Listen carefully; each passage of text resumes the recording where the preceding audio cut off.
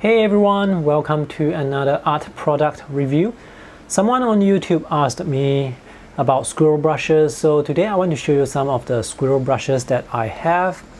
I have a real squirrel, I have a fake squirrel, this is a synthetic squirrel brush, and I have a mixed squirrel brush. So today I'm going to compare these three brushes.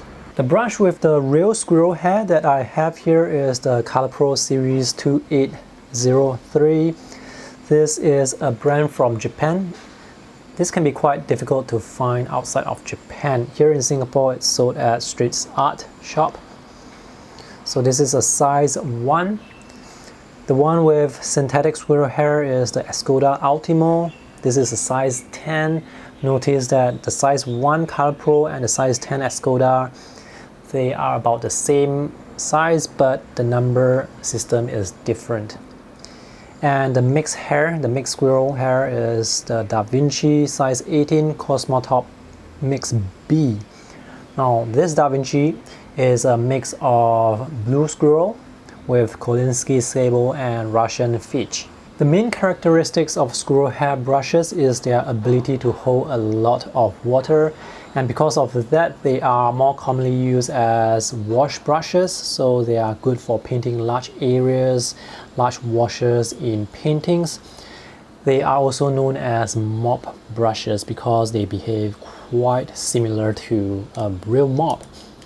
And as you can see here, the design of these three squirrel brushes, they are a bit different because of the furrow. Here it's larger on the Vinci, and here it's smaller on the Escoda. And this is a rather common way for squirrel hair brushes to be tied together. They have this piece of plastic that wraps around, and then they tie it up either with metal or with real strings. You don't see this type of furrow with sable brushes or with synthetic brushes. They always go for metal furrow. So this is how you can sort of identify a squirrel brush. Brushes that are tied like this are usually squirrel brushes, but I'm not sure if that's a foolproof way to identify the type of hair that is used in the brush, because brushes, they usually do not label the type of hair that is used. They go by series, and here I cannot tell what type of hair is used just by looking at the body of the brush. So to really find out the hair that is used, the type of hair that is used, you have to go to their websites or ask an assistant at the art store. The shape of this squirrel brush is very similar to a normal round brush. Squirrel hair can be used to make other shapes of brushes as well, like flat brushes or dagger brushes. I believe there are many more shapes.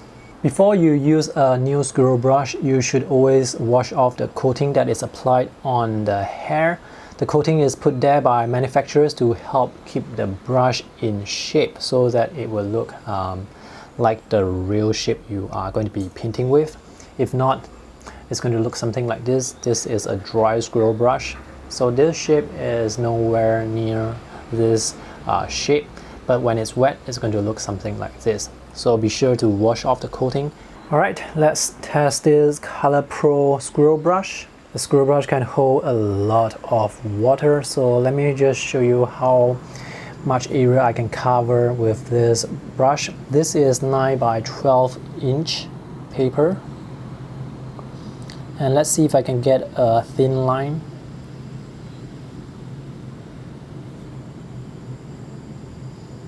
So this is fantastic at covering large areas. And the water releasing quality is quite consistent, so I can get a flat wash very easily. So this is almost half a page of a 9 by 12 inch paper. And notice how this squirrel brush is not able to go back to its shape. Squirrel hair brushes are very soft. After you use them, they are not able to go back to their shape. They do not snap back to their shape, unlike a sable brush or even synthetic brushes, because the hair is just too soft. This is not very different from a real mop, because a real mop, it doesn't go back to its shape either. So you just have to put it back into the wash and use it again. When you are washing or cleaning a squirrel brush, you have to make sure that you clean and wash it very thoroughly, because the hair is so thick, it can still hold some pigment within the hair that you may or may not know that is still there. So you have to wash it thoroughly. If not, the next time you use it with other colors, the paint that is hidden inside, it may contaminate your mixture. So let me wash it again with this clean water here. The point actually looks quite sharp for this squirrel brush. So let's see if I can get a really thin line with this brush.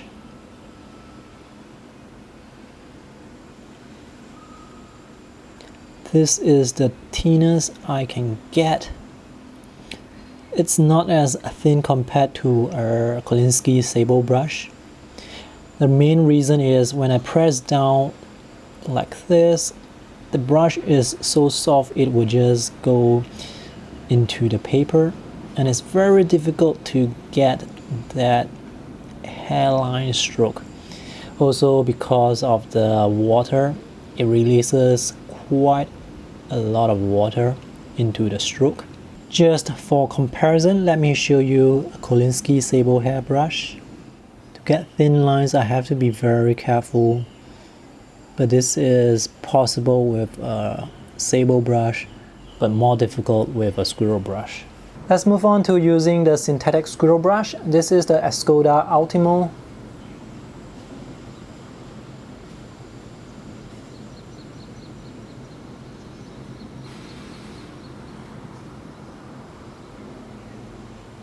This is about the same size as the ColorPro. I used more pigment here, that's why the colors look a bit more intense.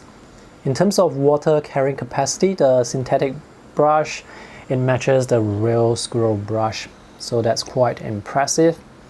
And notice here, the hair, it's not able to go back to its shape as well. And lastly, let's try the mixed hair brush from Da Vinci. So this is a mix of Kolinsky sable, blue squirrel, and Russian finch. I'm not sure what kind of animal that is actually.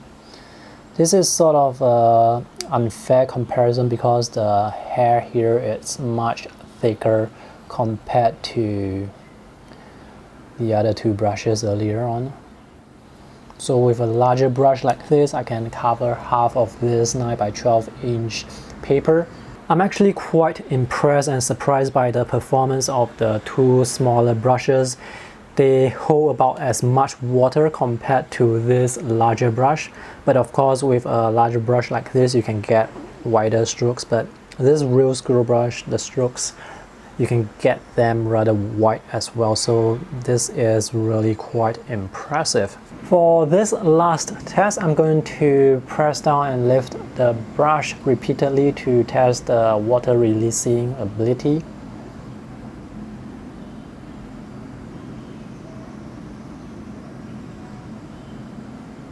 Alright, let's try the synthetic brush from Escoda.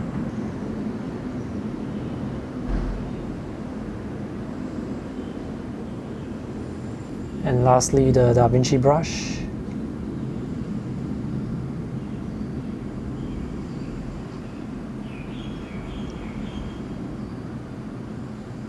Let's take a look at the results. So as I press down harder, they deposit more paint and more water. All the brushes, they behave the same, so I don't see any significant difference here. Overall, the performance of these three brushes, they are all quite good. I was actually expecting the Da Vinci brush to hold significantly more water because of the size of the hair here, but surprisingly it holds about as much water compared to the two smaller brushes when it comes to painting. So yeah, I don't have any brand preference. As long as it's a squirrel brush, the performance of the brush is not going to differ very significantly from one brand to another brand, and there are so many manufacturers out there: ColorPro, Escoda, Vinci, Isabe, Winsor & Newton, and there are many more brands that I haven't even heard of.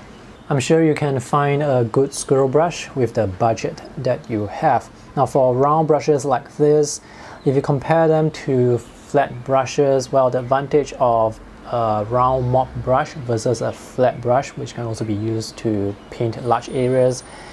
Here you can paint a bit of details as well, because you can still sort of get a point, some sort of point with these brushes. If you want to check out the high resolution scans or find out where you can buy the brushes, or maybe check out more reviews of watercolor brushes, just visit the links in the video description below. And if you have any questions, let me know in the comments section. That's all for today's video. Thanks for watching. See you in the next one. Bye.